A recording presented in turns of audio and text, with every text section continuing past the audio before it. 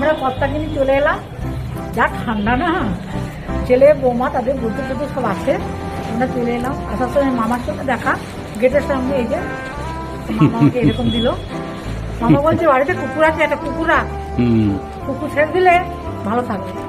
একটা মামা কুকুর কথা বললো যে কুকুর বাড়িতে রাখলে ভালো। আমাকে খুব একটা পছন্দ নয়, কারণ মামা আজকে বলার পর একটা মনটা হলো, দেখা যাক। কিন্তু আমি ভয় পাই, দিদিই ভয় পাই।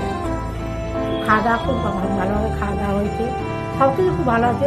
পান কত একটা খেয়েছে, আর গিন্নি একটা খেয়েছে, আর একটা দুটো পান খেয়েছে, এটা শেষ হবে।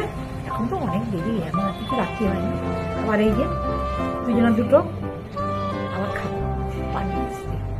চলুন আজকের মতো ভিডিওটা রাখছি। আর আমার ভিডিওগুলো দেখবেন, ভালো লাগলে লাইক কমেন্টস করবেন, পাশে থাকবেন।